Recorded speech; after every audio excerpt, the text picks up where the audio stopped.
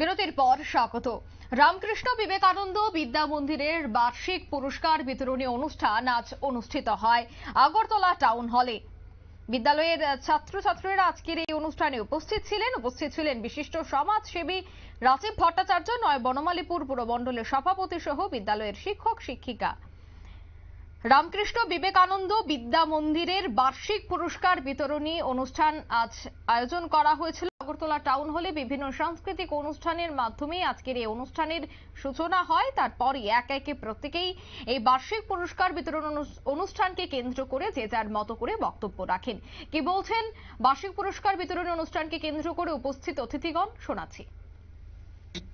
খুব একটা বেশি বলার অপেক্ষা রাখে না, যেহেতু এটা একটা বহু পুরনো মাননীয় ভারপ্রাপ্ত প্রধান শিক্ষক মহোদয় সেই বিদ্যালয়ের ইতিহাস এখানে তুলে ধরেছে।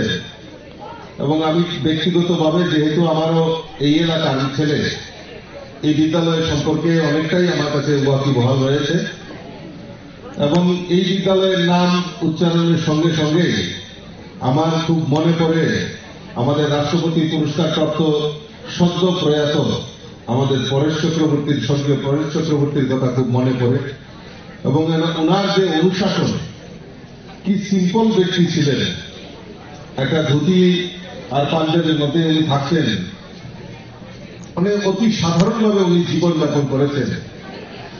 এবং ওনার প্রতি ওনাকে দেখলেই একটা শ্রদ্ধা মনের মধ্যে আলাদাভাবে বিরাজমান হতো। এবং প্রধান শিক্ষক মহোদয় এখানে বলছিলেন যে ওনার যে সর্বস্ব, তার জন্য মানে ওনার চাকরির জীবনের যে সর্বস্ব উনি বিদ্যালয়কে দান করেছেন, যার এই অনুদান দিয়ে প্রতি বছর ছাত্রছাত্রীদের মধ্যে তাদের যে মেধাবী ভিত্তিতে তাদেরকে পুরস্কৃত করা হয়। তো অর্থাৎ এই যে স্বর্গীয় পরেশ চক্রবর্তী, উনি মৃত হয়ে আমাদের কাছে অমর হয়ে গেলেন এই বিদ্যালয়ের কাছে।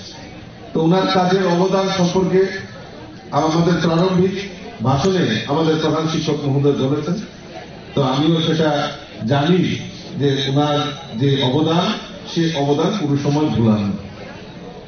তো কাজে আমি ছাত্রছাত্রীদের উদ্দেশ্যে বলবো, এই যে আদর্শ, এই যে আমাদের সামনে এই পরেশ চক্রবর্তীর কথা বললাম, এবং আমরা মানে এরকম সৌভাগ্যবান এমন একটি বিদ্যালয় যেখানে রামকৃষ্ণ বিবেকানন্দ বিদ্যা মন্দির, অর্থাৎ এই মহাপুরুষদেরকে জানা, মহাপুরুষদের যে আত্মত্যাগ সেই সম্পর্কে জানা, এবং তারা সমাজের জন্য কি বার্তা রেখে গেছেন সেগুলিও আমরা তুলে ধরা, এটা আমাদের কাছে খুব মূল্যবান, কারণ আমাদের সুস্থ জীবন গঠনের জন্য। এই বিদ্যালয়ের প্রাক্তন অনেক ছাত্রছাত্রী রয়েছেন যাদেরকে আমি ব্যক্তিগতভাবে চিনি, যারা আজকে সমাজের বিশিষ্ট বর্গে ওনারা প্রতিষ্ঠিত হয়েছেন। কাজেই এই বিদ্যালয়ের নাম একটা উজ্জ্বল দৃষ্টান্ত, উজ্জ্বল নক্ষত্র বলে মনে করি আমি ছাত্রছাত্রীদের উদ্দেশ্যে বলব যে জীবনের লক্ষ্য স্থির করা।